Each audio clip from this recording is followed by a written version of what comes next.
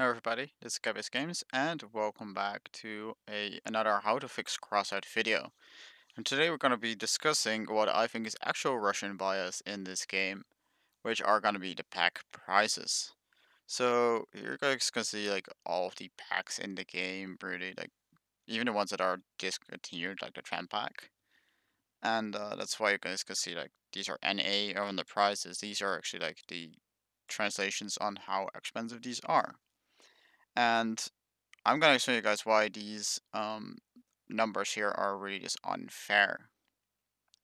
So first up, €70 to $70 on the Avengers pack. I'm gonna just take the Avengers pack because it is the most obvious. So I'm gonna go copy this euro to United States dollars. And if you translate it, it's $79.7. So they actually get a $10 discount compared on this pack compared to the euro users, and US dollars to euro would be 61 euros. So like you are paying, or you're paying eight more euros or 10 less dollars in comparison by opening a VPN to a country that has US dollar. You can if you're in Europe, then you can get a discount that way. Comparing that to GBP, GDP to US dollars goes up to $66, and to euros it goes to 58 euros. So by going to British pounds, you can go to 70 euros to effectively 58 euros. So that's gonna be even cheaper. But then we got the Russian rubles to euro. Look at 54 euros. 54 euros is what they are actually paying in rubles. And to GBP is 49 British pounds. So 50, you can get an additional 3 British pounds discount. And because of this, the Europeans are the ones that have to pay the most for the pack, especially compared to the rubles. I mean, by just opening a VPN to Russia, have your PayPal pay in rubles, and you're gonna be using the conversion ratings, you're effectively only paying 54.84 euros, or if it's US dollars, it's 62. And I actually heard stories of like how Canadian dollars, the price are even higher. That I actually heard that like the Arsonist pack for a while sold for over 100 Canadian dollars. I don't know how that exactly was, but these prices are just like unfair because again, you can just like, get a discount of 16 bucks, give or take, by just opening a VPN to Russia. That's all you have to do. But according to the in-game rules, you are not allowed to use VPNs to do that. So if you get found out, your account can get in trouble. So they're saying like, okay, yes, we are biased towards Russians, but you cannot use the Russian advantage if you're outside Russia, because then your account will get in danger if you find out. And overall, the value of these packs are not really there, I think. I mean, like, if you just look overall at the value of the packs, Ways and Warriors 93 is under 100 coins per British pound. I'm just gonna be I'm gonna use I'm gonna use British pound because it's gonna be the most obvious one. Here, 134 on the Inventors, but Spectre Under is only 125. funny enough, Insomnia is the one that has the highest value with 145. And that makes those under 100. Iron Shield is barely above 100. And it is kind of sad, like, how this thing actually can have the most value because the item values. It's kind of weird. But here you guys can see, because the difference in coins here is like pretty big.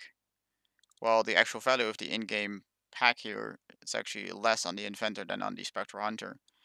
Tramp was also 50 bucks, just like the Spectral Hunter, and its value of the pack items is way down. Here you only got 650 coins on the Wasted Warrior for 30 bucks. Well, for 30 bucks, you can also get this thing with over 900 coins, so that's plus 300 coins just there already. And the value there is just not there. Actually, right here, okay, I missed a line here. Corrida pack actually has a very high value simply because the Torero. That's really it. The Torero is that's all where the value is at. So if you want to keep that Torero, then your value is gonna actually go way down. But it's just kind of weird that how they do this. Overall, I do not really support the unique pack item thing. I would much rather have like a cabin and or a weapon CK than whatever else. I mean, if they gave the leopard CK or something on the sledgehammers on the Wizard Warrior and their Wild Hunt packs, that would immediately make them better packs. If they added, like on the Snakebite, if they added one of the Shark CK for the machine gun there, or if they added CKs here for the machine guns, you can have two CKs for the Defender, you get a Jawbreaker CK and get a Fatman CK and etc. I mean, you can if you want to trade the gun, you can like for pay scrap metal to actually like separate the CK from the gun, so that's not an issue. But you can have like a unique pretty gun, and I just like making like they're already making unique portraits for each pack, which I do support. But making unique CKs is something I would much rather prefer than unique cabins, because even though you can get the cabins in fight in-game market, some of them are like really expensive. For example, the Torero is of the price of a um legendary simply because it has the same speed as any light cabin, it has the same energy as any light cabin, but it has way more mass limit. Same with the cabin here, the Stab Spider. Those two cabins are very popular. Um, you guys can see here the buy and sell values. 3,000 for the Stab Spider, almost 3,000 for the Torero. In comparison, the unique cabin right here is less than 1,000, and we also got one here less than 1,000 again.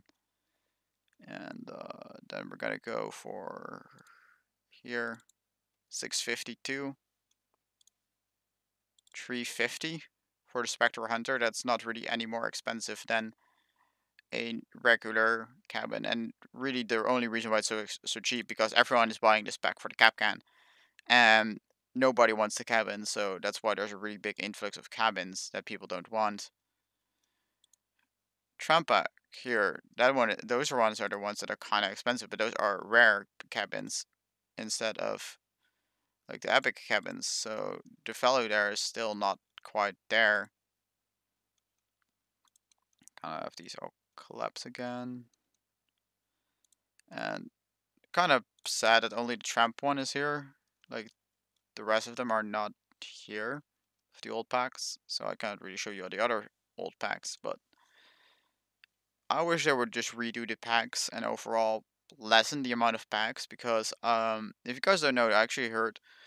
Let me pull it up here. Actually, there is another leak going on, and I was gonna open it up, and that's this cabin, and it's allegedly it's for a half track pack, half track based pack, and the perk is gonna be something similar to the Stab Spider, but for tracks. And that's what I heard, but like it's not a very good cabin. Like 11 energy is not very great. The damage point is probably only on the top here. the rear and then the front, because this is tilted, so probably will not have connection points, and the side doesn't really look like it'll have connection points either. So it really doesn't look like a very good cabin. It looks cool, but another unique cabin for pack only, I'm not a fan of it. Like, if you're adding new items, like at least add them to events, like for the let's say the Night Riders returns or the Nechti event. Allow people to craft a Torero, craft a favorite cabin, craft Goliaths. That would actually fit in there way better. And but then like make them more expensive to craft, like 1.5 times expensive or something, or just add the normal crafting cost and then the taters to it, and then have the taters be expensive, and then make the taters tradable so you can have an influx of market activity.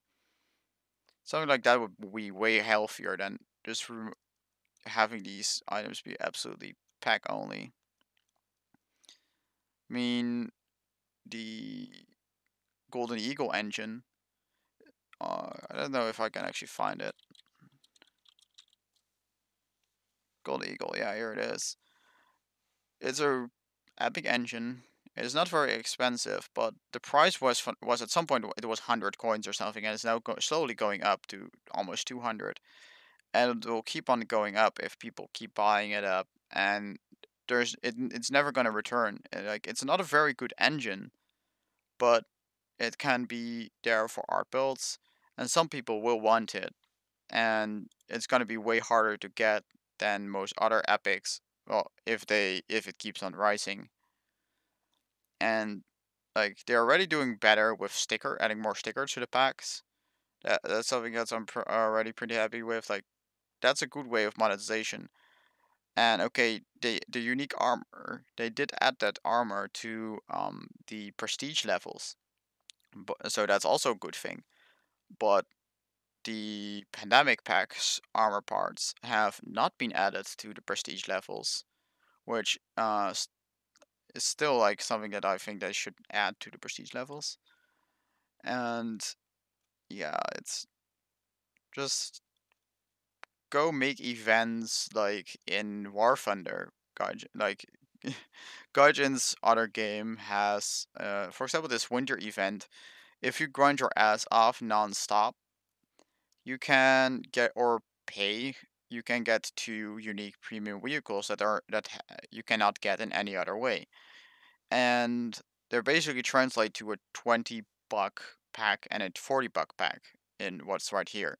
If you grind for 2 weeks on pretty much non-stop, you can get yourself what's essentially gotta be, let's say the Corrida pack. You can basically get yourself the Torero and the armor if you grind for 2 weeks non-stop. But Crossout won't do that. Targum won't do that. Like, I just want to see the game be a little bit more accessible for people that only have 10 bucks or 20 bucks. I mean, sure, it's free to play, but generally I say like spend 20 bucks on a free to play. And in this case, okay, with this pack, like the Wild Hunt, 678 might not be slightly enough, so you can better actually get the Drive pack here, 3,500 coins.